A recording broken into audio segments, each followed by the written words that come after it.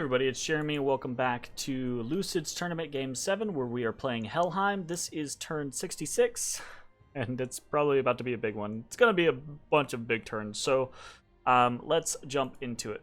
So we've got a metric shit ton of attacks, and I'm sorry, but last turn just took way too long. I'm not going to go through every single battle and watch every single one this time around.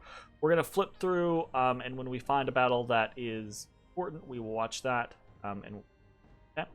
otherwise I don't have the time to do these turns that much.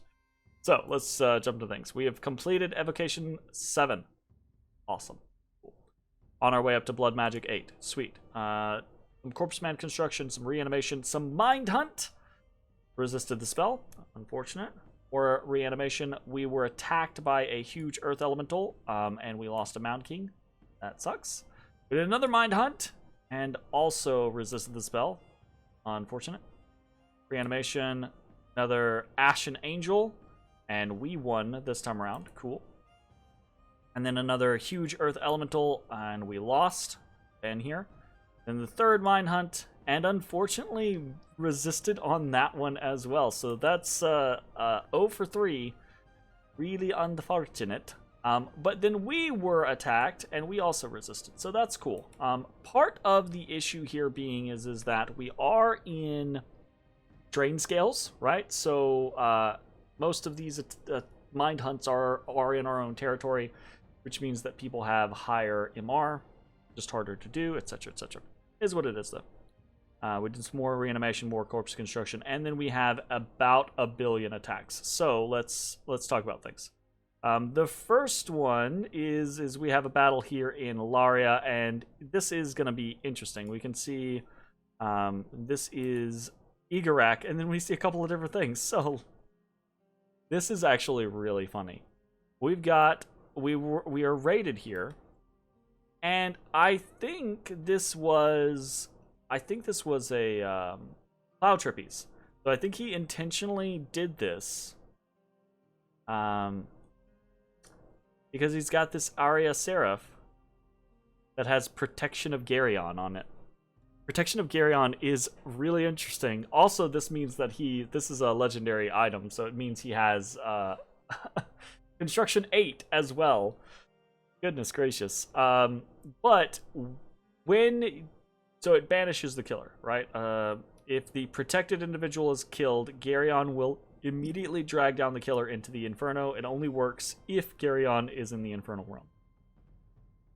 The thing about it is the Archdevils are from the Inferno. That's where they live.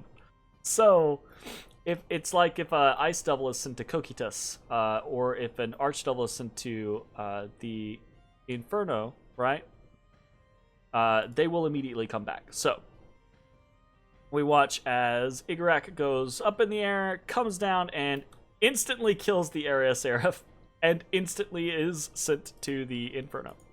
Very cool. Where he is attacked by 4 devils, which can't do shit to Igarak, and then he is returned. He immediately shows back up in Bogaton, where he just thrashes the PD there, you know? So very funny, like, series of events. That's just really interesting and amusing for me.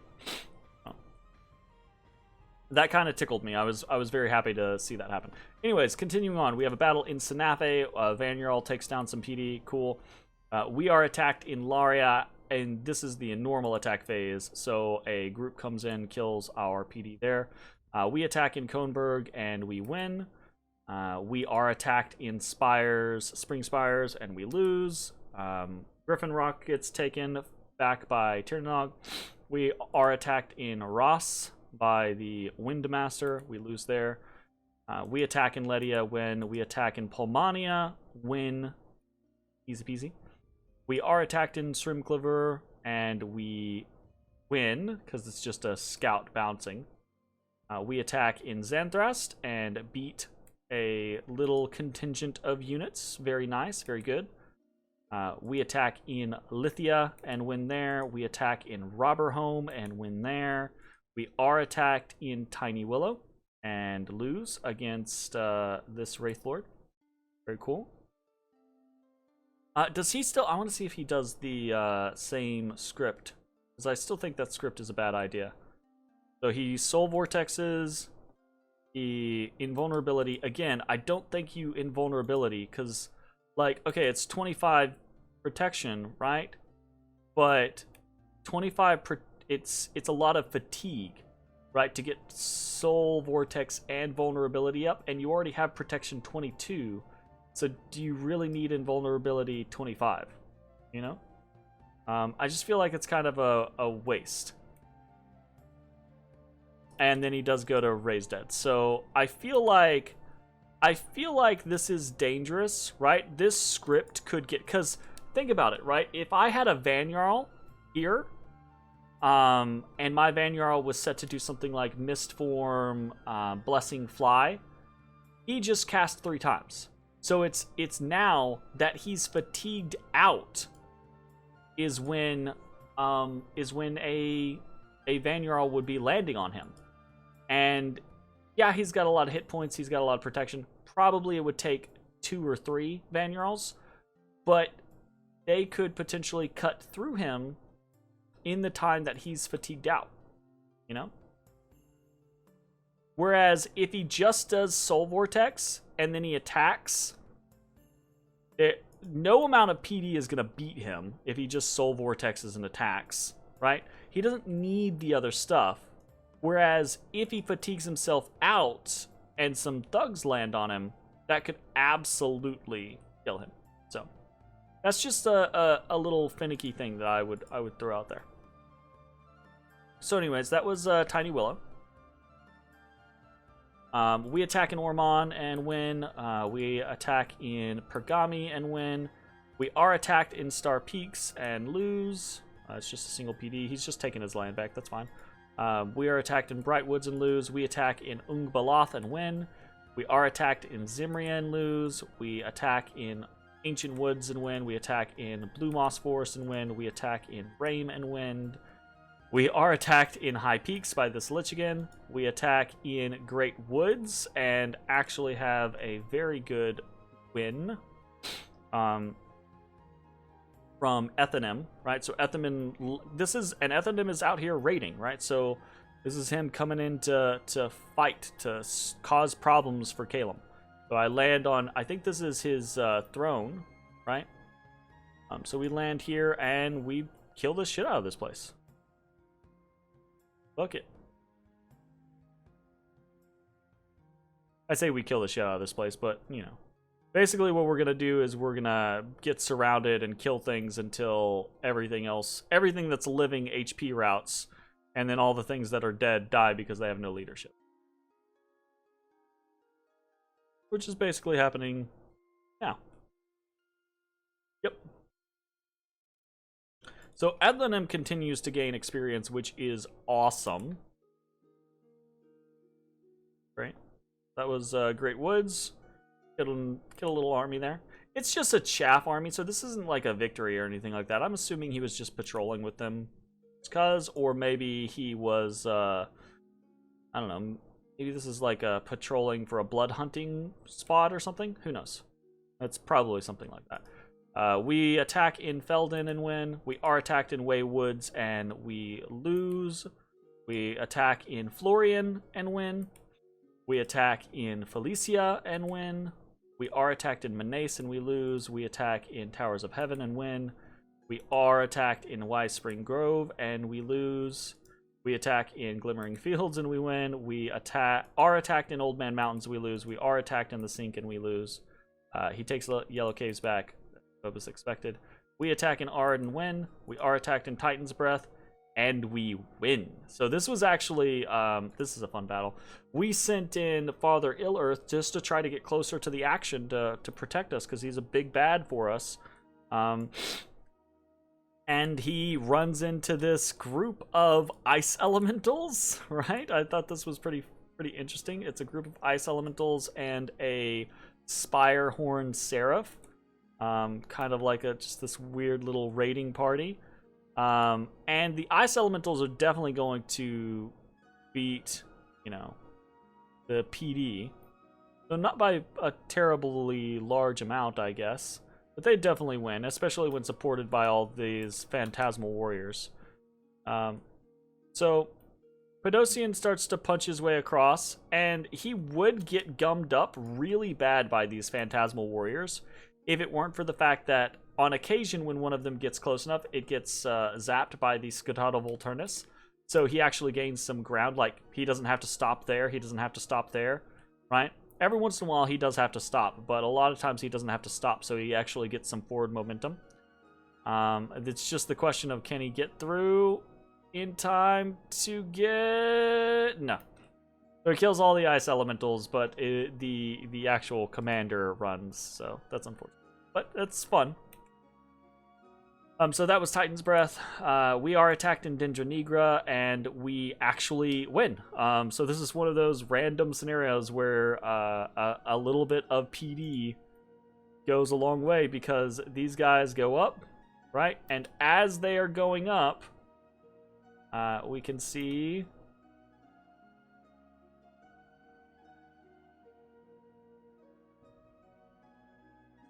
Actually, what happens? Oh, apparently we... Oh! I thought we got like a lucky shot off. But no, apparently we... Shit. Let me rewatch that. Apparently we just killed them. Because it was just a small enough amount of raiders. Interesting. Where'd they land?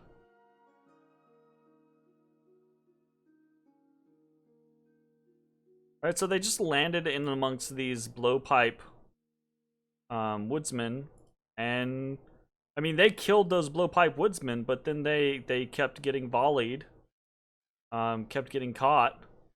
Bunch of phantasmal warriors coming in, and slowly but surely I think they just whittled them down. That's funny. That's cool. Oh, that was another thing. That leader, that commander, came down against the Vanheir, and the Vanheir shocking grassed him and insta-killed him. That'll do it. Interesting, cool. Alright, so we are attacked in Dendra Nigra, we win. We attack in Saramatia, and we lose, because there's a massive army on Saramatia now. Oh, shit. So, yeah, this is gonna be pretty scary. We are attacked in Dovin, we lose. We are attacked in Lyratos, we lose. We attack in Amiradon, we win. Tirnanog gets taken back. We are attacked in Gifa, we lose. We are attacked in Osens, and we lose. And that was not unexpected, but only killing one thing is unexpected. So let's watch this battle. So this is one of our builds with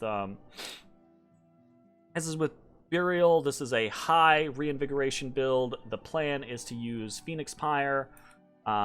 Now, instantly, part of the issue is that they have Army of Gold, and Army of Gold means that they all get some fire resistance, and that means that explosions from the Phoenix Pyre don't do nearly as much damage as they otherwise would.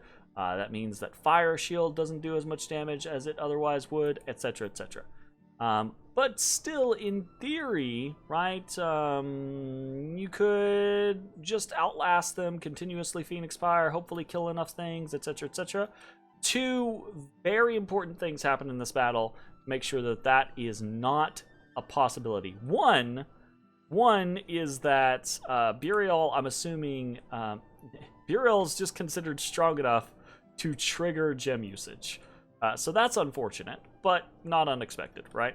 So they go full enchilada, and the important parts of the full enchilada are not the Fog Warriors. The important parts are Army of Gold, right? Which makes everyone have some fire resistance. Okay. And it's Doom. So think it's this guy. Cast Doom. Alright, so Doom is important because Doom curses everyone. And that means you have a higher chance of gaining permanent afflictions. Okay? So we can see Burial is taking damage really quick just off of these Lizard Warriors because he doesn't have crazy good stats because his gear isn't geared toward crazy good stats. But because he gets doomed, he almost immediately starts taking afflictions. And that's bad because as he takes afflictions, he's going to be easier to kill. He's going to be less effective. We watch, right? This explosion should have done, 5-ish damage across the board, right? Because that's part of the whole effect is exploding to deal some damage. But because of the fire resistance, it's not really going to do that much. He is reforged back here.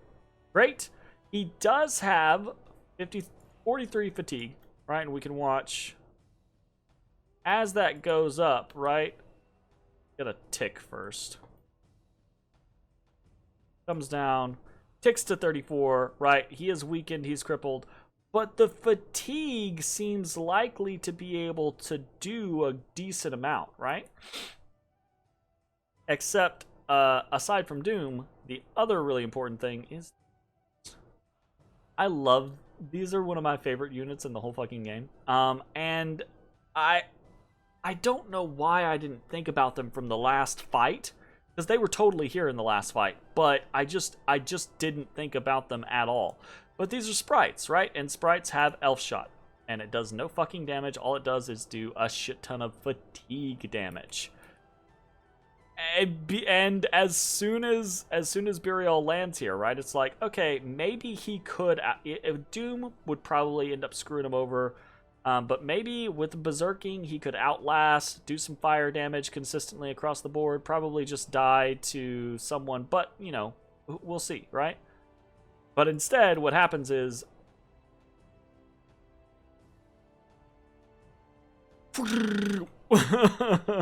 just the barrage, and he's immediately over 100 fatigue.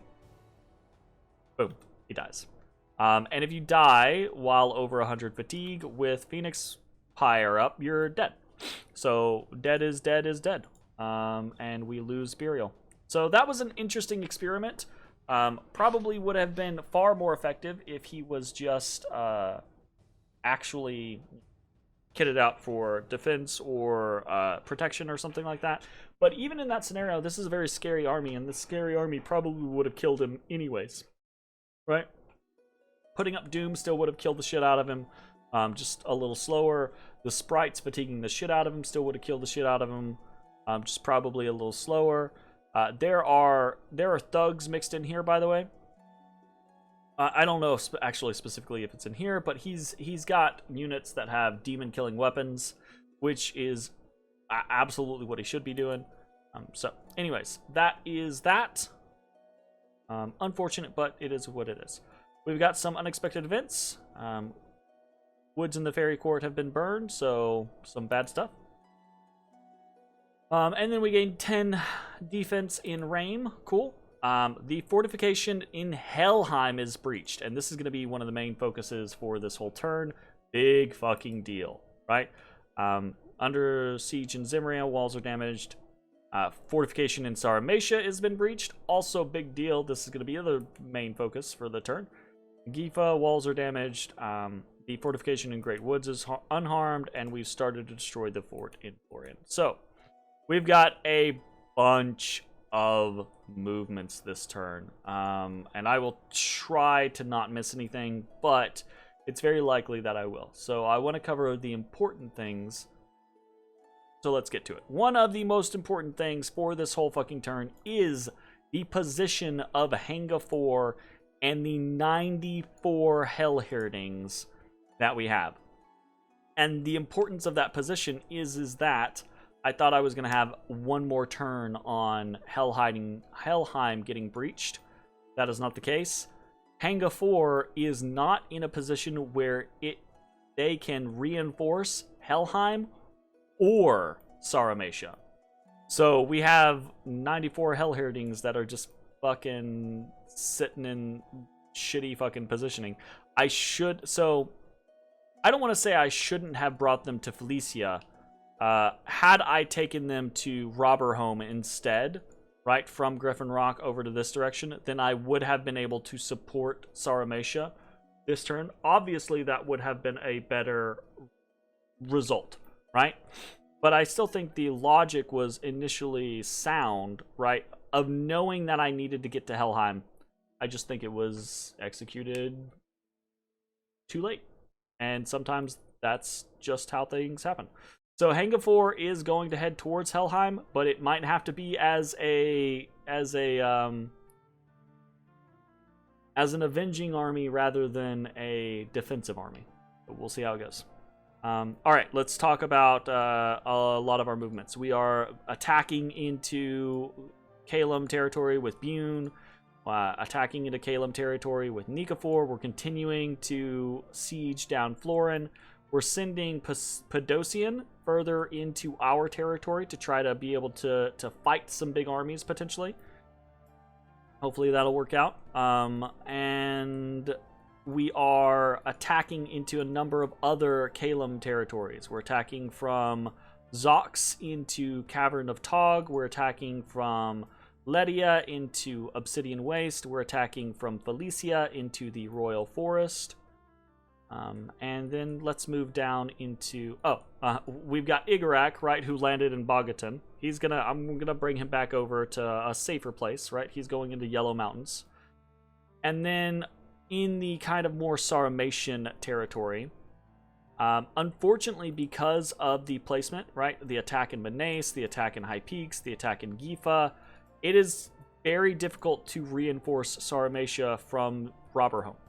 I'm not able to send any of my Ice Devils directly into Saramatia, and that really hurts, because they're a lot of my power right now. So I'm trying to get them where I can, but unfortunately it's kind of a make-do type situation. So I'm attacking into from Amiradon to Towers of Heaven with Gop. Hopefully he will intercept someone. I'm attacking from Felden into the Sinks with Ural 46. Attacking into Menace and Gifa with Simeges and Oriax, just trying to get them further into territory, catch some things out, counter, blah, blah, blah, blah, that whole shtick. I'm going to save the big things, like what's happening in Saramatia and Helheim, for last, so we'll talk about that here in just a second. I'm attacking into Laria from Towers of Heaven with Jarl 55. I'm attacking into Wise Spring Grove with Ural 48. I'm actually... So this is going to be something that... Where's... do we have our secondary person? Got that. We've got that. Right. So here in Glimmering Field and here in Ungbaloth, I've got... oh, and I can give this guy a little something.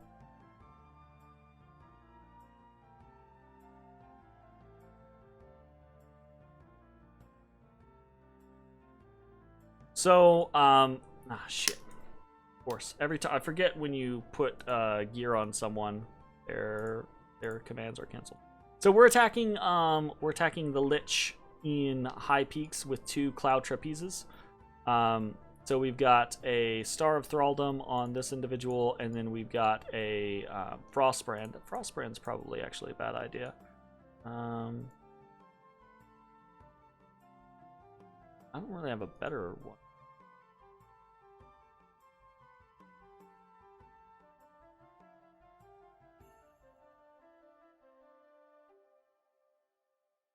Let's do that. Frostbrand being useful. Sorry, I'm pretty tired, y'all. So this is probably not going to be the greatest turn.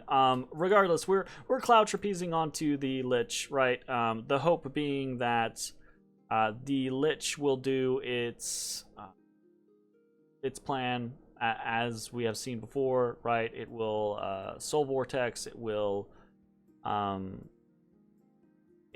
invulnerability. You know what? We should actually do this. This is a bad plan. What we should do is just flight, attack rear,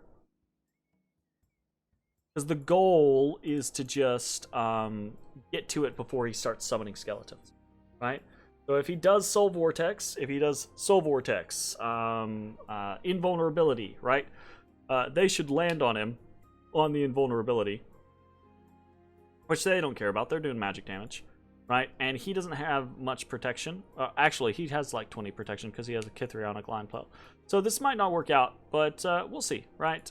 This is just one of the tactics that I have to be able to try to take out thugs like Liches or Wraith Lords. So we're going to give it a go. Just kind of doodling around this turn. Down into the... again, we'll touch on Saramatia here in a second at the end of the actual stuff. But down into the Helheim front. So Podosian goes into Pulmonia. Burkus goes into Helheim. The Jarl 10 is attacking into Ascends. Jarl 18 is attacking into Silent Wetlands. Jarl 31 is attacking into Tiny Willow. Jarl 34 is attacking into Zimria. Jarl 33 is attacking into... Actually got someone going. Why am I going? I guess...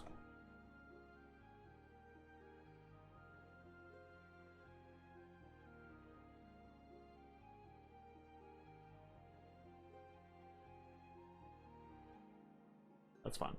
So we're attacking into Pergami. We're attacking into Dovin.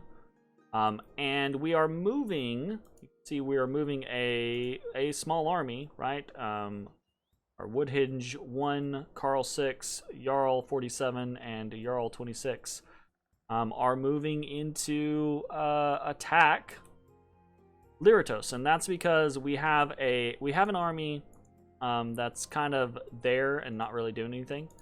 I should bring...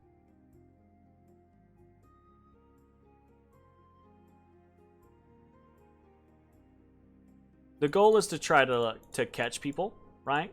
Send individuals to locations that that we anticipate being able to attack or being able to defend against, right? So if they send a small raiding party to Strimkliver, right, the goal is to have a party there to kill that raiding party.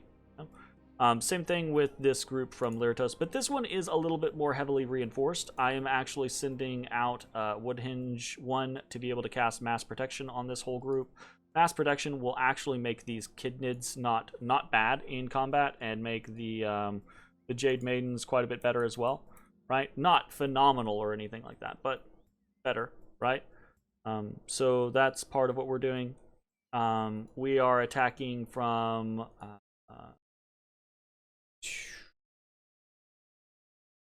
yeah, King 14 is taking the undead into Sinafe, again, to try to hopefully catch someone out, right? A lot of these movements aren't necessarily counter raids, but they're in anticipation of being raided.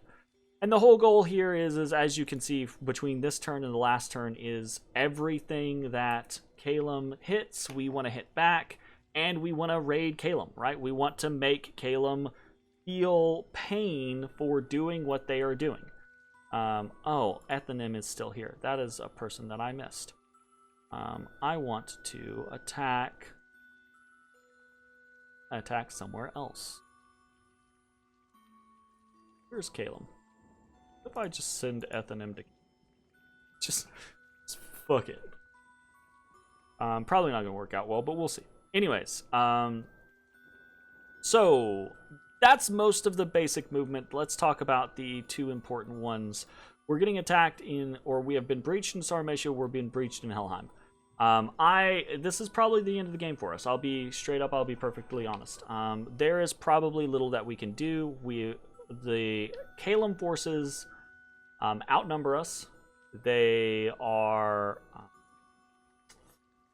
they have way more research than we do, right? And they're positioned well to take advantage of the war that we were in with Tirnanog. If I had all of my stuff back where I was, 10 turns ago, then this might be a different scenario. Even then, though, I don't think so. I think I still lose because I think they're so far ahead of me in research, which happens. It's a part of the game. So we're going to pull out every trick that I feel like I can. We're using most of our gems. I'm trying to burn through almost everything that I can, and we're gonna have to see how things go. So in Saramatia, there are multiple layers of the things that we are doing, because I'm trying to utilize all of the stuff that we've gotten in the recent turns, and we're trying to manipulate the turn order as much as we can. So one of the things that we are doing is we are cloud trapezing onto, and you're going to see this multiple times, right? We are cloud trapezing onto Saramatia. So we are initiating a magic phase attack on Saramatia. This magic phase attack is doing Wind of Death, right? Now, I cannot remember if... I can't remember if Wind of Death... like, it hits the whole battlefield, and I think you can just retreat after that. I think it's like Earthquake, right? It either takes effect. It's not like Firestorm or something like that, where you have to stick around, or Acid Storm, where you have to stick around and let it do its business. It's just, it goes, and either it hit a bunch of people, or it didn't hit a bunch of people, and you can move on. So I think that's how Wind of Death works, but I'm honestly not sure. So I'm doing it both ways, right? And you can see this, right? We've got Hanga 2, Hanga 3. Hanga 2 is cloud trapezing onto Saramatia to cast Wind of Death. Then Hanga 3 is moving onto Saramatia to cast Wind of Death, right? And to retreat. So we're gonna test that out. And then I have a couple of Hangas, plus Sigurdriva and Gerskogel, and they're all sneaking into Saramatia to reinforce Saramatia. Now, they don't have any units that they can bring along with them at the same time. Unfortunately, again, Menace being taken from us means that we don't have the movement ability to close the distance, because we'd have to go around in theory, or over if we were flyers. We can't do that, so our sneakers are sneaking in. You know, I should bring these guys. I don't really have a reason not to. And we'll do... no, the fun one. Yeah. So this is another thing that I'm doing. You can see I'm pulling out other tactics, and I'm doing some heavy blood spells like Leech. Now, Leech doesn't have a great range, but fortunately, if we set ourselves up first with something like Mist Form or something like that that's defensive, then typically most of the armies we're fighting are flyers. So pretty shortly after that happens, we're going to have people in range to be able to cast things like Leech on. Leech is an AoE 1 spell, so it's only going to hit like 2 Kalians at any given time. But it does a bunch of damage. It's armor negating, it's life drain. The life can be used to reinvigorate the mage.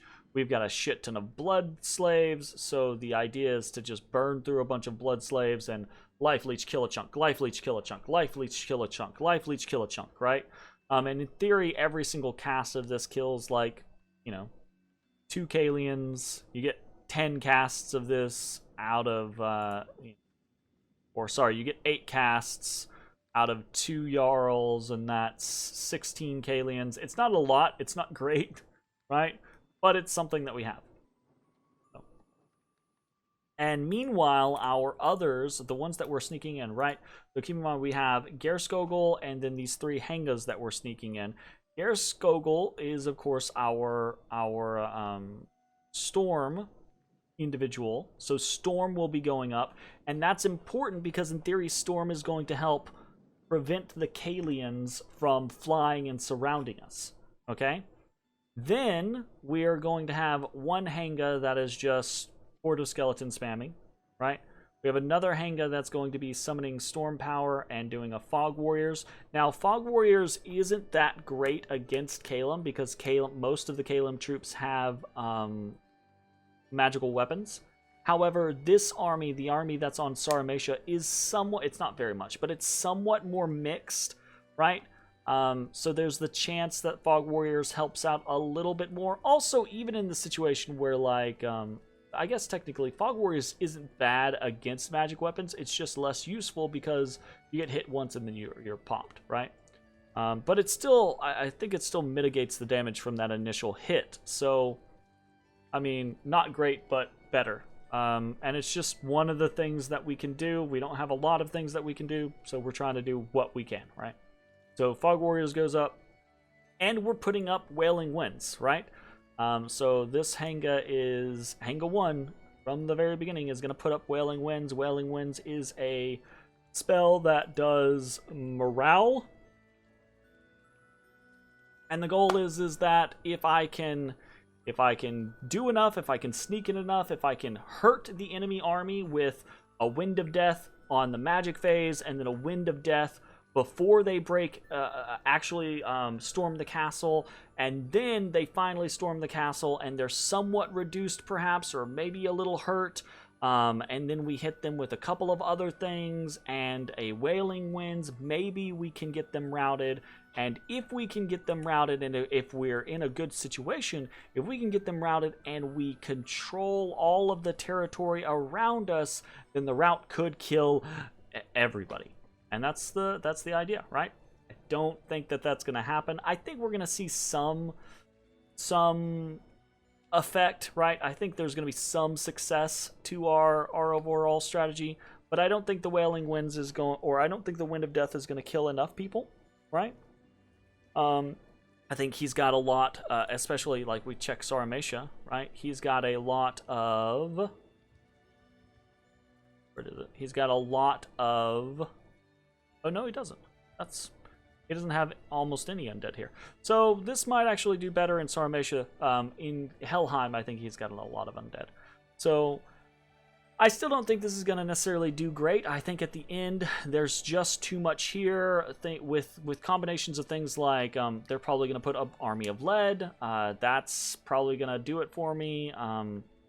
It's just, again, I don't think we're going to win, but we're throwing out everything that we can. As for what we actually have in Sarmatia, all of our Hearses are doing Summon Storm Power, Lightning Bolt, right? Again, not going to be super effective, but it's something, right? It can still kill a, even though the Kalians, all of them have like 5 shock resistance naturally, 14 damage can still get through, and a couple of lightning bolts can still kill some Kalian units. So you get enough of those going, and maybe it does something. So we're doing Storm Power with basically all of our Hearses. We're doing Leech again with our Jarls. I did consider the concept of, and this might be better, to be doing something like Thunderstrike than it is to do Leech. Leech might be the dumb idea. But I don't think either are going to matter in the long run, so we'll see. Or more Lightning Bolts, etc., etc. Now, our lower tier units are basically just blessing the crap out of things, right? In fact, I think, no, we're fine. Yeah, we're just blessing a whole bunch of things. Ignore Hanga 6. Hanga 6 is not for Sarmatia. More Storm Power, more Leech, more Lightning Bolts, more Leech, more Lightning Bolts. And then we have Svart 6, right? So I ran into a little bit of a situation here, and I was like, okay, we've got Jade Sork 10. We're ready to do Mass Protection. Let's do it. Except this army in Sarmatia has... Oh, is this not the army?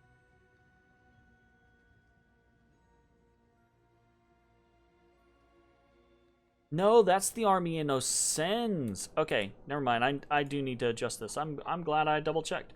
So my thinking was like, oh wait, this army has a lot of like Kings of Elemental Fire and things like that in there. It's not a good idea for me to do Mass Protection because I'm just gonna hurt myself. But actually,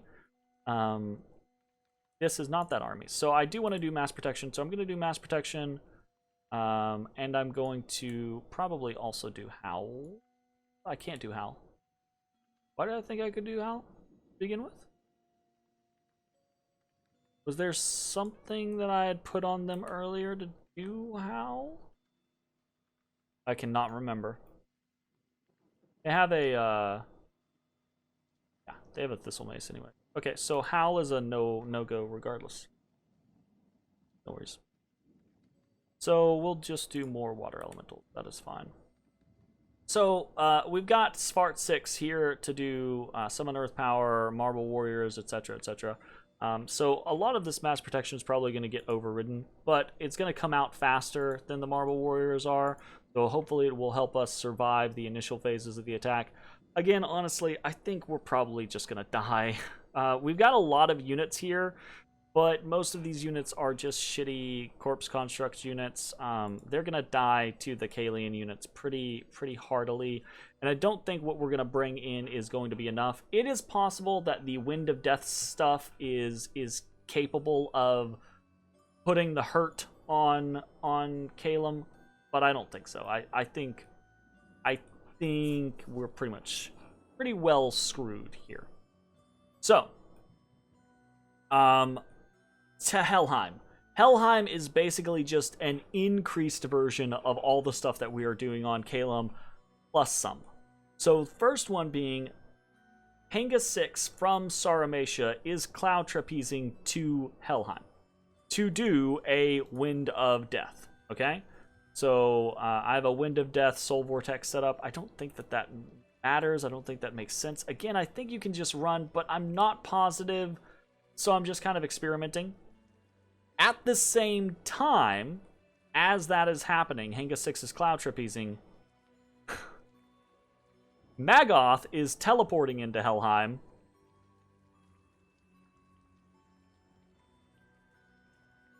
To cast Firestorm. And after that, I don't honestly know. I kind of expect him to die before he can even get Firestorm off. Firestorm has a very long cast time. I kind of anticipate him getting interrupted, but we'll see, right? In theory, though, we're going to have Wind of Death and Firestorm go off at the same time, and I don't assume that it's going to amount to anything. But if it does, cool. If it doesn't, then Furcus is moving on to Helheim, is attacking Helheim, and doing the exact same thing, is doing Firestorm. And within Helheim, we have Hanga 9 is breaking Siege to do the exact same thing, to do Soul Vortex Wind of Death. So again, this concept is just trying to manipulate the fucking turn order in order to get as many things in as possible and try to deal as much damage to Saramatia's army as we can. To that end, we're also using Murdering Winter on Helheim. I'm 99.999% positive that this is going to hurt me, because I think Murdering Winter, it's indiscriminate. It's not just enemies or anything like that. It's gonna hurt everyone in the province. I'm pretty sure this is gonna hurt me more than it is Kalem. So probably not a good fucking idea, but again, I'm trying to do as much damage as I can across the board. And here's the other thing. We only have 81 units here in Helheim. I'm bringing in all of these units from Karl 4, right? 77 Hellhirdings, and they're gonna be here after the Murdering Winter. So part of the issue, right, is that we take a look at Kalem, right? All of their stuff has like at least, he's got a shit ton of cold resistance, but all of them have at least 5 cold resistance, right? Like the Spirehorn Warriors, 5 cold resistance. So Murdering Winter does 8 damage, plus it does more damage for cold scales. We've got the cold scales. So I'm potentially going to kill my own Svartalf, right?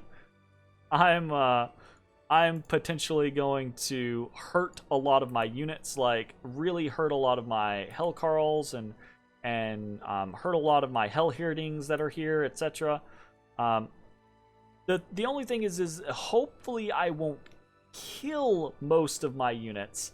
And if I don't kill most of my units, and I've hurt his units, both with things like Murdering Winter, Firestorm, Wind of Death, right? I guess Wind of Death doesn't actually hurt you, it just decays you. But still, right, the point stands, multiple Firestorms, a Murdering Winter, and then I bring in a fresh unit of Hellhirdings. The hope is that maybe, just maybe, I will have hurt him enough. This is a massive army, by the way. I will have hurt him enough that I can survive. Don't anticipate that that's going to be the case. Again, we're just trying everything that we can try. So let's take a look at the other stuff that we're doing. With Loki, we're putting up Storm, and then we're putting up Blood Rain.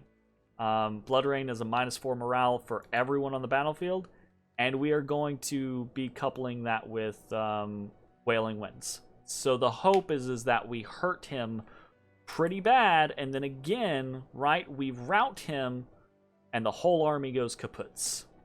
Don't know that that's going to happen, but in theory, that would be the goal, right? So we're doing Storm, Blood Rain, and then some Leech. Again, just trying out this kind of Leech concept. I don't know that Leech is the route to go. It's probably not a good idea, but I've got all these Blood Slaves, and I figured I might as well try to use them. Leech seems cool. Let's give it a try. Bunch of Horde of Skeletons. I'm actually giving my Hellcarls Death Gems in order to be more useful in Helheim. We're doing Marble Warriors with Spart 2. I actually want, like, you know what? There, I'll give Spart 2 some cold resistance. So hopefully he doesn't take as much damage. That's cool. Yeah, that's a good idea. Him having a Shadowbrand. Give him, yeah. I gotta get that Shadowbrand to somebody. And make one of these like Jarls or something like that, like a go for it kind of. No. Anyways, okay, we're doing Marble Warriors, right, on Spart 2. And then we're actually doing Rain of Stones, okay? So, again, trying to put out more damage. Rain of Stones isn't great, but it's more additional damage. We're going to see how it goes.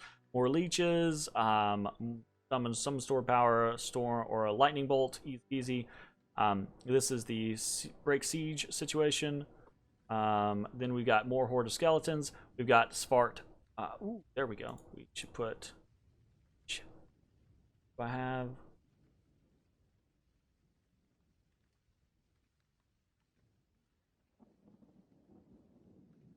I've just got like.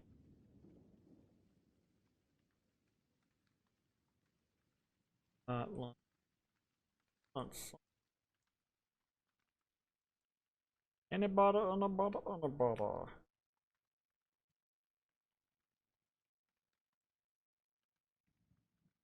I'm sure. I mean, here, I'll just take it off of Bifrons. Bifrons can be my big Shadowbrand boy.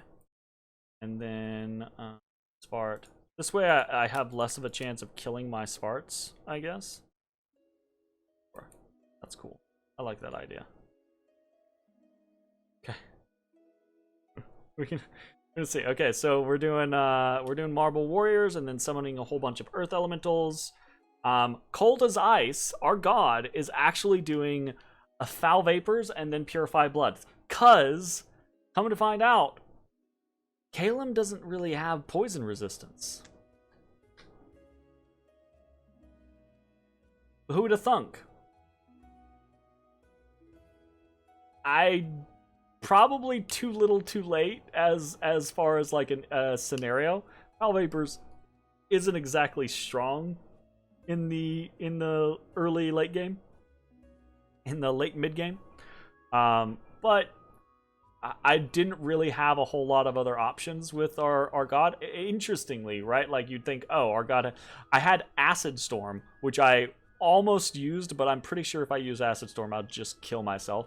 But Foul Vapors is something I can put up, and then Purify Blood. One, we're already kind of okay. Most of our people are going to be resistant to it anyways. But But for those who aren't, we can put up Purify Blood and just fine. So we're gonna do that. More lightning bolts, more horde of skeletons, great. Bifrons is going ham with the astral magic. He's got anti-magic up. He's gonna do doom. He's gonna body ethereal, liquid body quickness, and then attack enemy with a kit, an okay kit. We got more leech, and we've got our wailing winds going on here. Probably do some. I'll just leave it alone. He can do whatever he wants afterwards if he. Okay, great, fantastic. We're also sending every single hearse from Kronberg. Because why not? I mean, we have the ability to, so why the fuck not? Every single hearse is coming from Kronberg. They're all gonna summon Storm Power. They're all gonna Lightning Bolt. This is a bunch of hearses.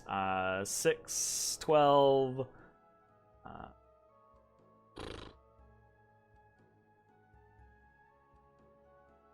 1, 2, 3, 4, 5, 6, 7.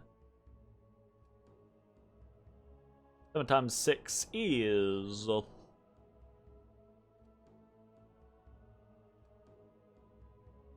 Fuck me, isn't that like 42? I'm bad at math. Yeah, it's like 40. Something like that. Obviously that was just quick math. Estimated. But, that's a whole bunch of lightning bolt spam. And now again, lightning bolt spam is not going to be exactly like the greatest use, but aliens only have, like Spirehorn Warriors, for example, they only have 5 lightning resist. You get hit with 2 of these 14s, you're down. You're dead. Right? So, and it is armor negating, so it doesn't give a fuck about your army of lead, your army of gold. Hopefully, again, I don't think this is going to turn the tide, but it is there. Also, Jade Sork 11 is over here, is sneaking in and has geared up. Ah, this is the person who had the Moonvine bracelet. I was like, I know that I had a booster, right? There was a reason why I was like, why don't I just do that, though? It's like, she can still cast. See. Oh, because she's casting Howl, and that's why. And I'm more concerned about getting Mass Protection Howl off in Helheim than I am Saramation, right? I'm trying harder to win the Saramation, or the Helheim battle, than I am the Saramation battle. Alright, this has turned into a huge clusterfuck. I'm doing a bunch of shit all over the place. This has been probably one of the craziest turns that I've ever played in Dominions, because I'm playing from a obvious deficit, right? I'm obviously on the back foot. I'm trying to pull out all the stops and everything like that. I'm trying to get creative. I'm trying to do a bunch of different things. I don't think that it's going to work in the long run, but I'm hopeful that we're going to have some limited success. I hope that you have enjoyed this turn, and I hope that you are as excited as I am to see the next turn, even if a little apprehensive. Because I'm pretty sure we're 5 turns away from dead. Which I don't think the game. I think the game is pretty much done. As Calum finishes us, I don't think there's gonna be a way for someone to stop Calum, right? At that point, they'll have 5 territories, and even if people suddenly start attacking them then, unless we deal a great amount of damage to them, which, you know, like, we can look into their heartland. They've got other stuff going on. Like, what they've thrown at us isn't everything that they have. You know? So I think Calum's just they were given too much time for their infrastructure. And I'm not even saying by the whole game, I'm saying by me too, right? Like, this is a mistake everyone in this game made. Calum was allowed to stay too big for too long, and there's nothing we can do about it now. Thanks for watching. See you next time. Bye, everybody. Commanders that aren't doing anything. What? Oh, fuck. Yeah, because I gave them... Fucking every time. Every time.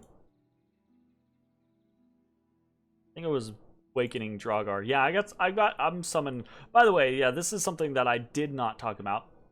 Quick tangent. But in places like Saramation and stuff like that, like I'm casting a bunch of reanimation, I'm casting Brood of Garm, Awakened Draugr, Bind Dark Devil to try to get Burial back, a bunch of reanimation, corpse constructions, contact sea trolls, right? I'm using all of the gems that I feel like I can. Hell, I'll fucking use damn earth gems over here. Enliven some gargoyles. Fuck yeah, those are good. And I'm just trying to use all the stuff that I can to give myself every fighting chance that I can. Thanks for watching. I'll see you next time. Bye, everybody.